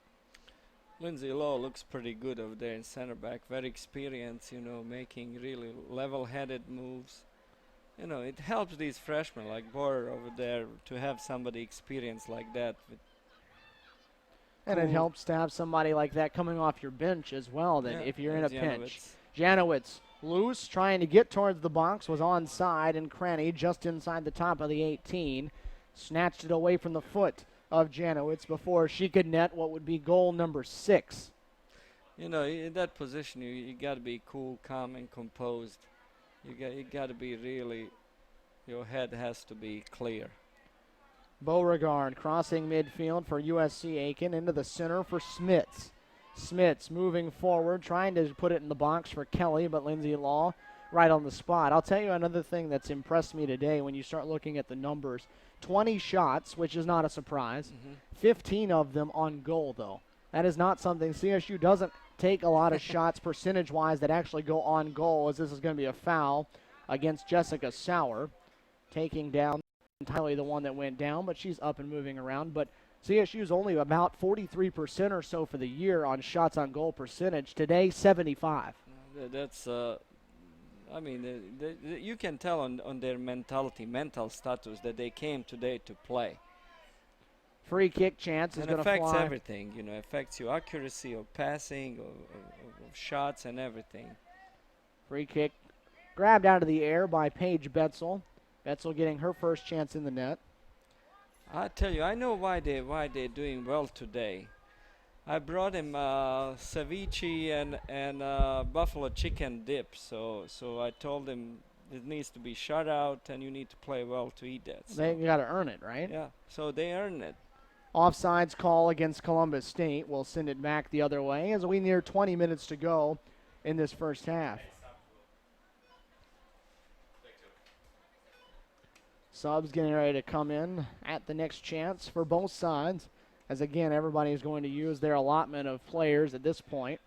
For Columbus State, a nice chance to let some of those players in that back line especially, and also players like Shelby Rowling and Taylor Marks really get some meaningful rest here, as Kelly about 20 yards out drops it for Smith. The shot is up and sails high over the crossbar. Actually, that nicked the crossbar a little bit. That shot, it just didn't dip in right time for Aiken player.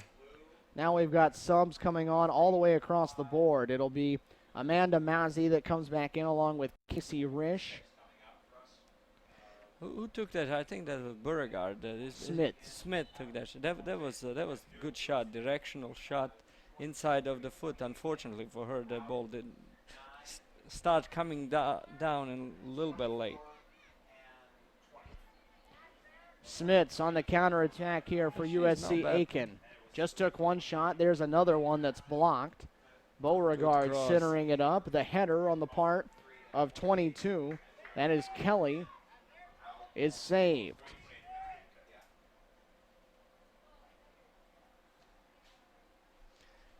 You know, their leadings go Hannah Ellison, you know, scores 3 goals for Aiken. She's not playing today. I'm wondering what's going on, why she's not. Is she hurt or something? But she's apparently their leading goal scorer. Crossing attempt by Mazzy is going to be picked up by Betzel, and she'll punt this one away with just under 19 to go.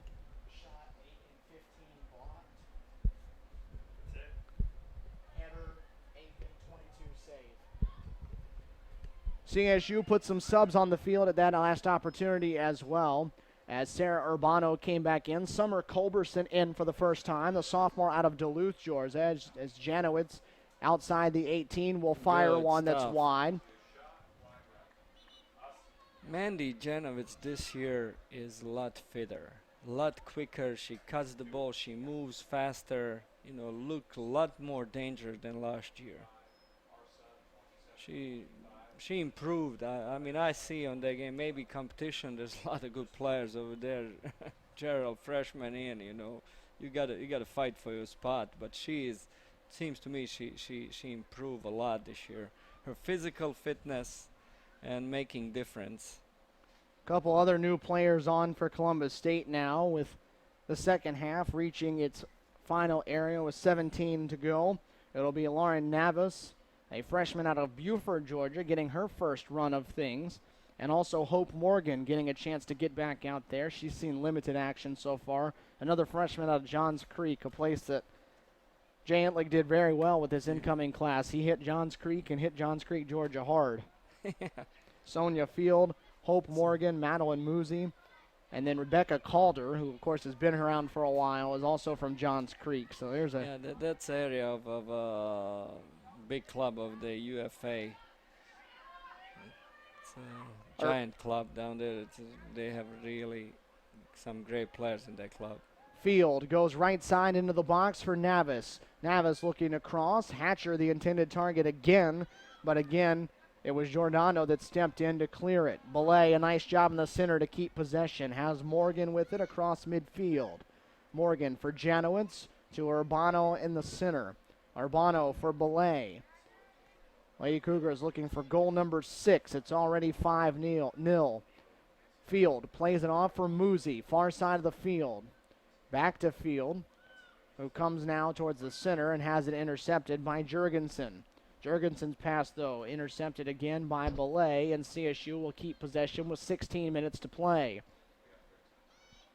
Over the top, Miosha Hatcher onside, got on the end of it and sliding for it. Dangerous play there as Cranny picked it up.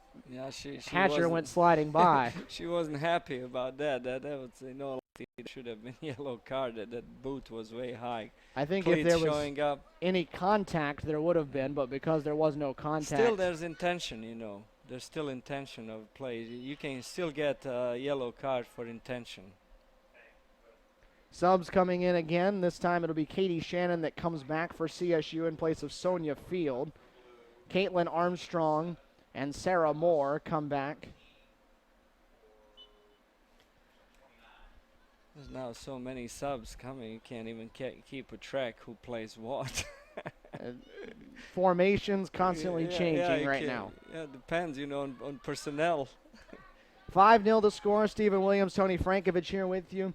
Cougar Sports TV, your video home for Columbus State Athletics, and 88.5 FM WCUG Lumpkin Columbus, here the Lady Cougar Soccer radio home. Under 15 to go, 5-0 as we get another sub. Stephanie Kolwitz coming on for Columbus State. Mandy Janowitz coming off. So you're really getting a chance to see this is the future of Columbus State soccer on the field at the moment. Yeah, they definitely, a lot of these girls 2 years from now will be key players. Claire Belay still out there. Stephanie Kolwitz still as well. Miosha Hatcher, of course, a senior, but getting a chance to really experience things. And Lindsay Law. Other than that, you're looking at all newcomers on the field right now, all freshmen. Kelly plays it right, looking for Moore, a little too strong. And Morgan came away to clear it. Hazel Kelly is no bad player at all. I mean, she's seeing passes, she's making good runs, she's a pretty good player. 76th minute of action. Culberson defending Kelly over there. That was good play by Culberson. Kelly's strong player. Culberson used a body to push her off a little bit. Culberson, one of the bigger players CSU has. You look at her listed at 5'10" on the roster and offers a little bit of size back in that center back spot, as does Brooke Nail, as does Hugren Elver's daughter. It's one of those things. CSU hasn't had a ton of size in years past, especially on that back line, but really a couple of options back there right now that present big targets and really big defenders to shield you away. She'll also winning headers. You know, it's a huge thing. Playing team, they're playing later on, like playing those deep balls in the air, like North Georgia. You know, I think Elver's daughter and Kelly, they can nail. They can really make a plays. Those two listed at 5'9" and 5'10", so it's good size. That's good size. That's something that has not been in CSU's favor in years past, but a couple of new players there that are new to the program that are really helping contribute. And it is like you have 6'3", 6'4" in a men's soccer, so these are pretty big people. CSU getting a throw from just across midfield. Under 13 minutes to go on this Saturday afternoon, which is going to see Columbus State improve to 5-2-1 on the season and a perfect 14-0 all time against USC Aiken. You know, Stephen, back in Europe, it's always it's 5-0 is kind of, we call gentleman's agreement. You know, you don't really run scoreboard. 5-0 is your comprehensive victory, clear cut, that you really totally dominate. You really don't run scoreboard. I believe that that's what Coach Jay doing here. You know, he could have run the scoreboard, but he really letting all these players play. It's kind of gentleman-like. Well, we haven't seen several of the starters at all in this second half. We saw Nicole Corsione just for a brief moment to start the second half. For that goal, that's how she made that assist. Hatcher trying to cross into the center. Kolwitz with it, but the offside flag put up. And so offsides against CSU. What do you think of Miosha Hatcher? She don't look bad at all. She looks like she's been doing this for a while. Yeah. She's not bad at all. That was great cross right there. And I think Jay Entlick has decided she's going to have every opportunity today to kind of prove what she can do. He wants to see it because Miosha's a good athlete. You never know what she might be able to offer for you. I was looking, Coach Nick and Coach Jay smiling when she made that cross. I think they're pretty happy with that. A sub coming on here for USC Aiken. It'll be Akila Ferbert that will come back on. Kelly the one that will sit, so they'll trade out forwards. Ferbert looked gassed earlier, so let's see if she got a little rest and has some fresher legs now. And they're both good players. Ferbert is pretty good player. Not concrete on final touch, final thing. She made good runs and everything, couldn't finish. But she's pretty good player. Hatcher connecting with Kolwitz down this near side of the field. Kolwitz looking back towards the center, being defended by Simmons. Morgan there to help out, but the ball deflected by Simmons out of play. Columbus State will go quick with it. Morgan plays it back for Lindsay Law. I don't think that was the intended target, No, but that's who Lindsay she read that play. She was very active coming to. I don't know, but I don't know what you think, but I'm pretty impressed with Lindsay Law as that center back. She was one that actually started most of the spring as a center back there because they were searching for the replacement for Casey Davis from a year ago. And they were searching for someone that would slot back in there. And at one time it looked like she was going to be it. And then it just so happened that in fall camp a couple people stepped their game up a little bit more and kind of helped win that spot away. But she has been in meaningful minutes in that center back position. I know when we were down at Rollins watching that one happen, Lindsay Law went in and played the majority of that contest in the center back spot. Center back spot, though, has been a little more solidified here recently with Hugren Elver's daughter finally figuring out, with Jay Entlick figuring out that, hey, she's actually a backline player, not the forward that everybody thought, but she, I don't know if you've had a chance to see it all, so much more comfortable and so much more the player that they thought they were going to have playing in that back line than the uncomfortable it looked like for her playing up front. It needs a lot more chemistry up front. You know, it's very hard. You new player, you come and you have chemistry with Corsione, with Pearson. You know, now she's come to. She can see the field from from the back, and she got a good foot. She can make those long passes to Corsioni. So that these two will be really good for CSU, Nail and Elvis' daughter. And they'll have several years to play together if it keeps working as that combo has. CSU going to get, I would say, only for Law, I don't know what the speed would be against fast forward. She reads the game brilliantly, very intelligent player, but we'll see if she has fast forward going against her, how she's going to deal with that. Which Brooke Nail and Elvis' daughter do have a speed to defend fast players. CSU with the corner kick coming up here. Hope Morgan will take it from the near side of the field with 8 minutes exactly showing on the clock. Put it at the top of the 18. It's cleared by Beauregard. They get it to Ferbert, and Ferbert will try to lead the counterattack forward, trying to hook up with Mazzy. Nice But play. Lindsay Law, right on cue, stepped right in the way. And now the offside flag coming up again. I think Miosha Hatcher is single-handedly responsible for about 4 of those offside flags. So anxious to get up there and try to put one in the net that her run's a little bit fast. She's trying, you can't take that away from her. She's trying. You have to, as a pure forward, she's running north-south. You got to run east-west sometimes to keep yourself onside. Use those diagonal runs. As if you're running across that defensive line, last line, you see those defenders and you can see that you are onside. When you're going down the field, then, it's a matter of whether they play ball on time to you. 7 minutes to go. It's 5-0. Columbus State on its way to an easy victory here on a Saturday afternoon against USC Aiken. That will run the total up, if you're keeping score at home in this, I guess, matchup, to 64 goals to 4. All time in 14 meetings between these two. Wow. That is as one-sided as it can get. It is, yeah, it is. And now we'll have a subs coming in on both sides. It'll be Kelsey Lawrence that will come in along with Sonia Field. Claire Belay.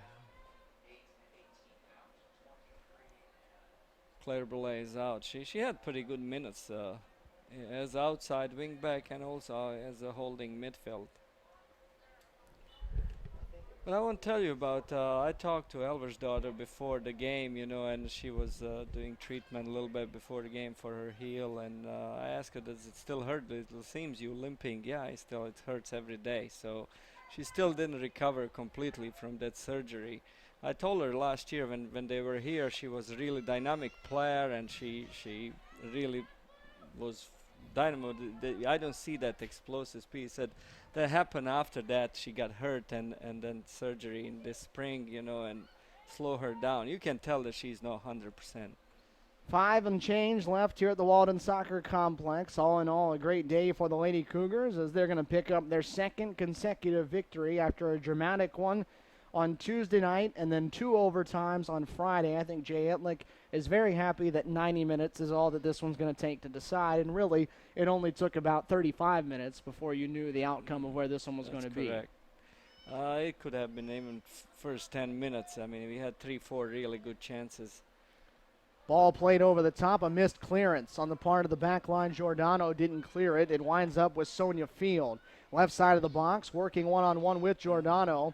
And Giordano, a nice job of just dropping down low, staying right in front of her.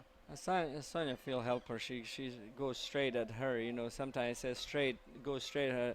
You sometimes attack the space. You attack if she went to the left or to the right in the middle, and then players move from that comfortable position, and then she can cut in opposite direction. Sometimes you don't want to go straight at the man. Attack the space. So that's sometimes some of these players need to learn to attack the space, bring that defender from the middle so you can cut it but then back in. I think if you start looking down the list of the hypothetical checklist that Jay Entlick wanted to have today, as Culberson has to defend here and Law with Ferbert getting near the box for USC Aiken. Law will win it away and clear it. When you look at the checklist of things that he wanted to get accomplished today, number 1, it was get balls actually into the net. You can check that one off. Number 2, it was get an early lead so you can rest some of these players that have had to play so many minutes, and I'd say that you check that one off as well. And then third, it was get a chance to have all these people get out there and start playing, getting some playing time, and you can check that one off as well. I also would think, that they want him to play good, to play efficient soccer, 1-2 touch soccer, which they did. They looked really good. First half was as impressive as CSU was ever been. So I think that also counts. Because if they didn't play well, I don't think he would be happy. No, absolutely. It wouldn't lead to this, that you have so many players here. Maybe he would, because he would be mad at them not playing well.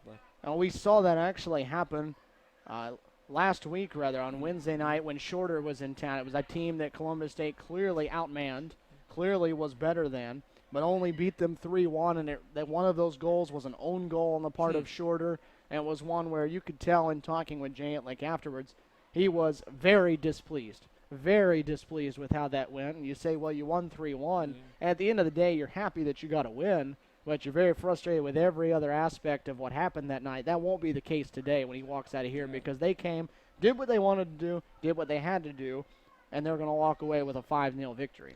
Yeah, for that game, you're content with the score. That's about it. You're absolutely disappointed and discuss it with everything else. But this game is different. You're pleased with everything in this game. Down to 2 minutes, 20 seconds to go as Morgan plays it to Lawrence at midfield for Columbus State. Military Appreciation Day is going to be a success for Columbus State University women's soccer, as Lindsay Law is going to play it out over the side. One final sub coming in for USC Aiken. They'll get Armstrong off. Megan Smits will come back on. I think Coach Entlick does have quite a few options even in back position. I mean, I'm very impressed with Lindsay Law. But also, you can play Jessica Sauer there, you can play Rolling there. So we're saying he's deep at forward. I think he's deep at the back as well. Remember, Shelby Rolling actually started this season back there as a center back, but he loves what she does, and you already hit on it. What she can do is that center holding mid back there in that back spot.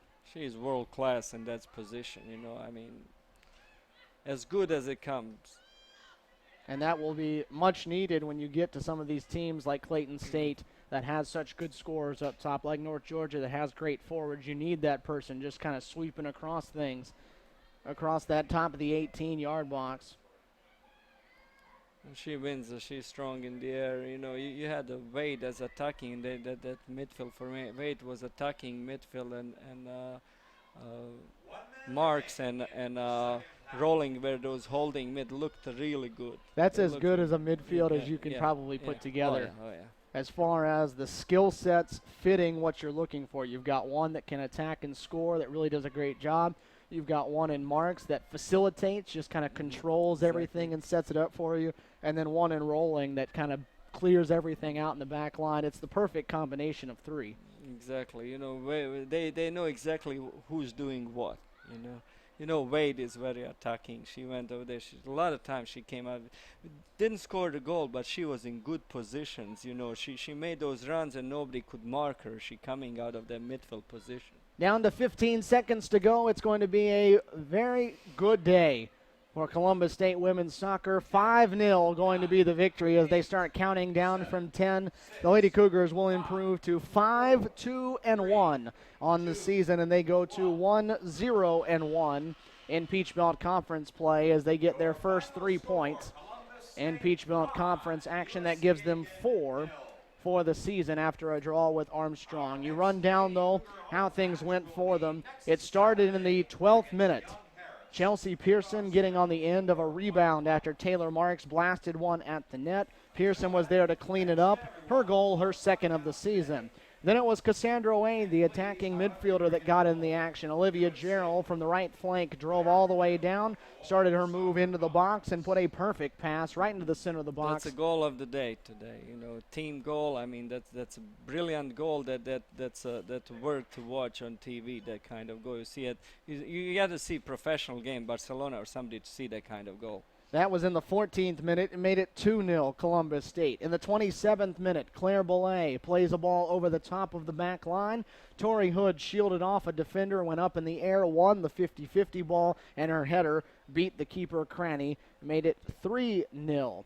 In the 35th minute, Belay got in on the action for herself, just took a ball away from a defender in the back line, and Belay was able to blast one, I believe, another left-footed shot that she was able to put over the top of the keeper into the net, and it was 4-0 as we went to halftime. Then, just after the halftime break, a few of the starters still on the field. Nicole Corsione setting things up, put a perfect pass for Olivia Gerald, who just one-timed it, left foot, blasted to the far post. That was a wonderful goal. I like that goal for reason that was won by Jessica Sauer in the midfield. She strongly won that header and played that forward like 20 yards down the field, and Corsione came to the right flank, took the ball down the goal line and looked for, there was crisscrossing run where Gerald came in the middle on Corsione's spot. Corsione pulled it back and Gerald coolly finished that. That was also a world-class goal. 5-2-1 for the Lady Cougars. USC Aiken falls to 1-6-0.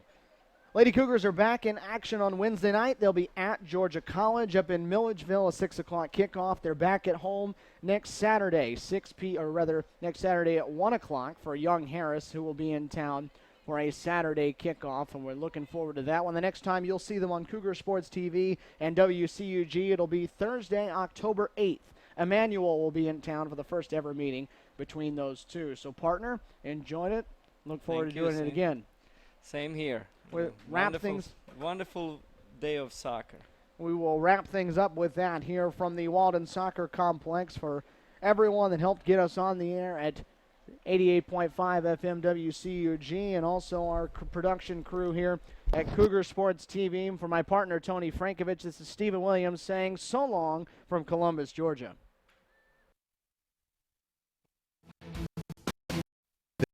This has been a presentation of Columbus State University Athletics.